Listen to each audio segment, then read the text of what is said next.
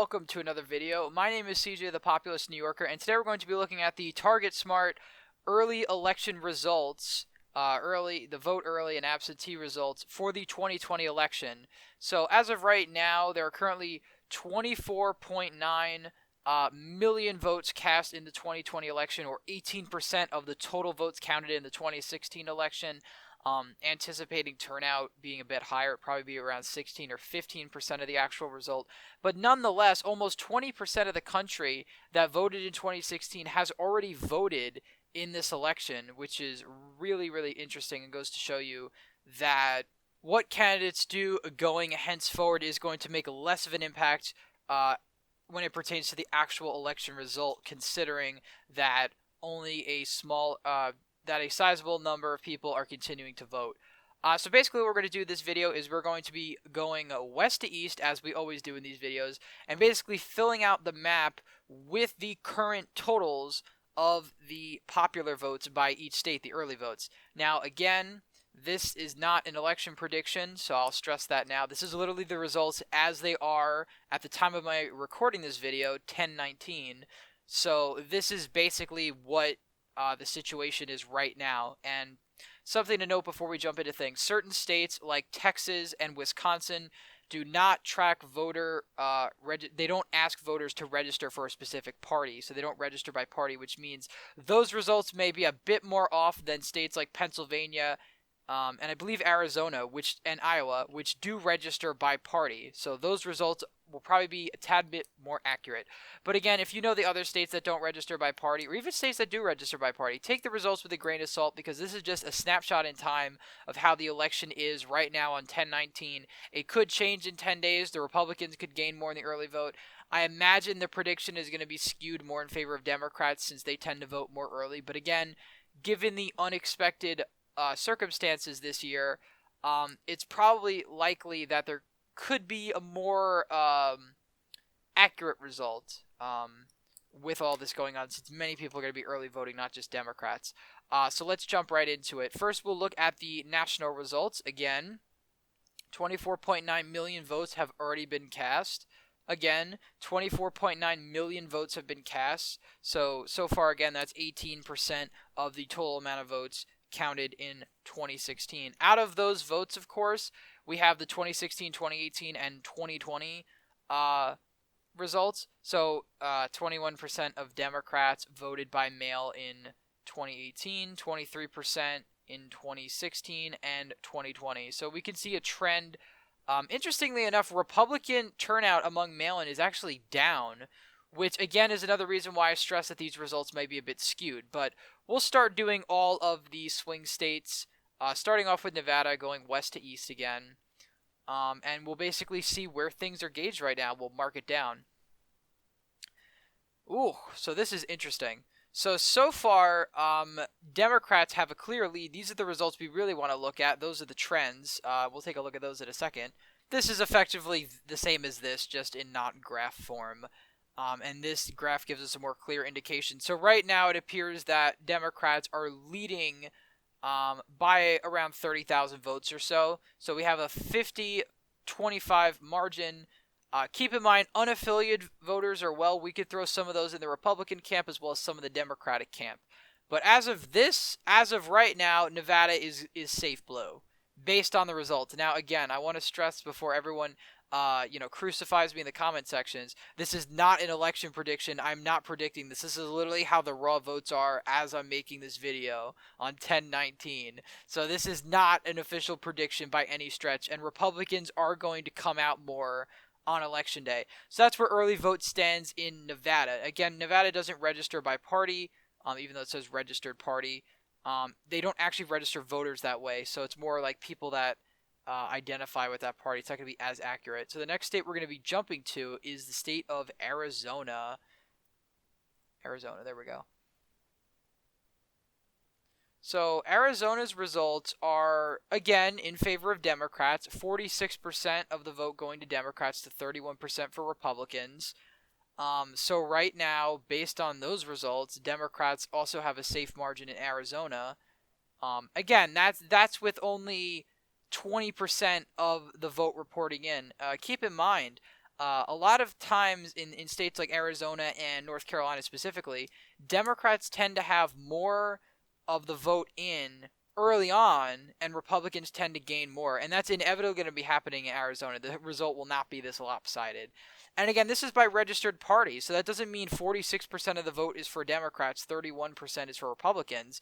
But if we're basing it solely off party registration, then Democrats have a much clearer advantage. And again, Democratic turnout shot up in terms of the mail-in in 2020 compared to 2016 and 2018. With Republicans, it was quite the opposite. Now, Republicans and Democrats turned out almost the same in 2018 for the mail-in, whereas in 2020 right now, that is clearly not the result. It could be that mail-in and early voting Republicans are more skeptical of, as they usually are, and have been this cycle. But again, this is also early and mail. I keep saying mail-in, but this is really both, so I just want to stress that. So now we can jump over to Colorado. Again, this state's not going to be that competitive anyway. And so far, for the early vote, it's well in favor of Democrats. But again, keep in mind, Democrats make up 43% of the voters that are coming in right now, but most of Colorado's population is unaffiliated. But we could safely put that, I guess, in the safe Democratic camp. You might be noticing a trend. Democrats are overwhelmingly doing well in these early vote totals. We'll just jump to New Mexico because I didn't fill that in, but they are also doing overwhelming, so we'll just mark that as safe too. Now let's get down to Texas. Texas's early voting, if it'll load. Oh, this is interesting. So here's the thing. Texas does not register voters by party. The other states did. I guess I was wrong about Nevada. So this is all the information we have to go off of. So to view the party counts, you have to kind of go to, I guess, the modeled party category. And in that case, it kind of, I guess, guesses. I don't know what their exact methodology is, but it seems like Republicans are up around 9 points over registered Democrats in the early voting. Of course, keep in mind 8% are unaffiliated, but unaffiliated in Texas tend to break for Republicans. So we can actually put Texas in the likely column as of right now. Now, it could actually get closer on Election Day.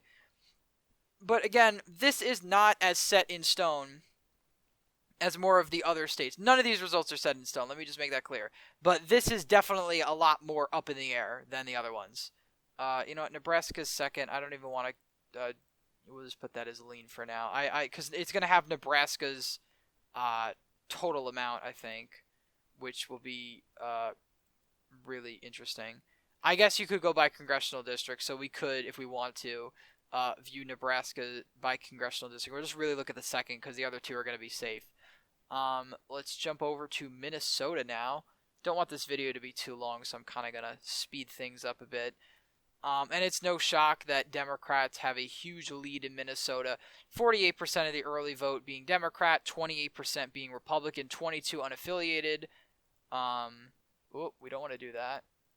There we go. We'll put that in the category. So right now, if the election were to suddenly stop out of nowhere, Democrats would have won Minnesota by a safe margin. But again, there's not a whole lot in. Iowa's actually pretty bizarre because Iowa right now is safe blue based on these results. 52% of the early vote in for Democrats, only 37% in for Republicans, or 37% of the early vote is Republican, 52% is registered Democrat, which is no shock. Again, a lot of this is going to be very lopsided in favor of Democrats, and we might do another follow-up video in around 10 days or so, or at the beginning of November, where we have a much more clear or gauge of what's happening. Where is Nebraska? There's Nebraska, and we'll do it by Nebraska's second. Interesting. Nebraska's second is actually being led by... Oh, we're doing the modeled party again. I'm stupid. We want registered party. Interesting. So it appears that the model shows a different result than these, but right now Democrats have a overwhelming advantage, which we did not want to do that, which is no surprise. So we'll just put that as safe blue for now. Again, this is like, not at all really that serious because we don't have a whole lot in yet. I just figured I would share this with you guys because it is quite interesting. And I'll leave a link down to the website below if you really want to see it. All right, so Wisconsin's another state that doesn't register, so we have to go to the modeled party. And with the modeled party, Democrats have around a 10-point advantage over Republicans. So right now, we have a likely blue Wisconsin. Michigan, I think, does register voters by party, so that'll make our jobs a little bit easier. Well, we'll find out in a second when this loads. No, they don't. Okay, I was wrong. So we're basically basing this off the modeled party. So Michigan is actually closer than Wisconsin in the early vote, which is surprising. Again, this is more of the modeled party, so I feel like this is more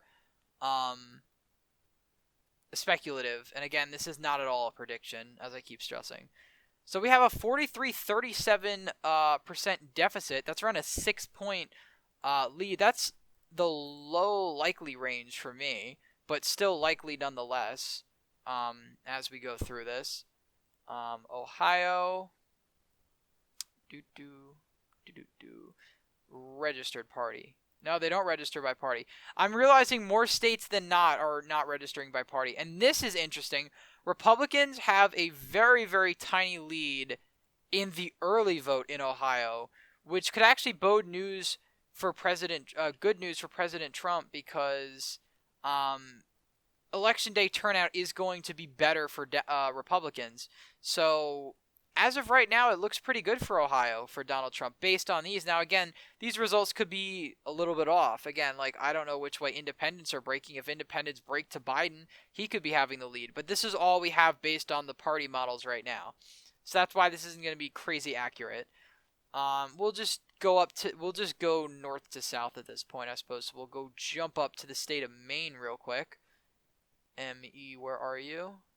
No, that's M-N. We didn't want to do that. Alright, so if we break this down by registered party, there's a lot of unaffiliated voters in Maine, but Democrats have an overwhelming advantage in the state as a whole. So we could put basically the state at large and Maine's first as safe. But if we go to Maine's second, this is what I really want to see. Oh boy, Democrats have a massive advantage in Maine's second. I didn't even think of that. So all of Maine is basically safe blue right now. Now again, that's probably going to change, but those are the results we're seeing right now. We'll jump on down to New Hampshire, and I'll definitely make a follow-up video on this because these numbers are subject to change. Very much so. So I guess New Hampshire's only had early voting in 2020. And so far, it's a very, very lopsided margin. New Hampshire going in safe right now with only 10% of the vote reporting. So again, this literally means virtually nothing. I'm just doing it more so just for entertainment to see like where the vote is projected or is standing in a lot of these states. Pennsylvania is absolutely overwhelmingly Democratic in the early vote. I've heard some people say Target Early is not the most reliable. I find that hard to believe that, let me see if the modeled is any different. The modeled party isn't that much different, though, but registered party is... I think they're taking into account the Trump voters that are still registered Democrats in Pennsylvania, which I think in 2016 was around 9% or so, so I'm not surprised that they did that. Right now, Pennsylvania coming in safe blue. Based on the early voting right now, Joe Biden has already run the presidency. But we'll just keep running through it. Again, don't kill me in the comments. Like, obviously, this is not an actual prediction. Modeled party. Not as lopsided in Virginia as I thought. Way more even than in Pennsylvania. But so far, we have a 50 to 36 point lead. But I think independents in Virginia are going to break. For Democrats, that's going to be solid blue right now. Moving on along to North Carolina. I should have known North Carolina was south of Virginia. I do know that. But sometimes I get lazy when it's this late at night recording.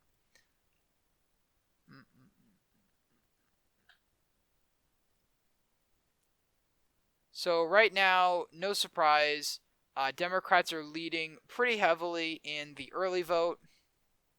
In 2016, that was also the case. Very, very lopsided. So this is no shock to anybody. We'll just fill it into safe blue because that's the way it's looking to go right now.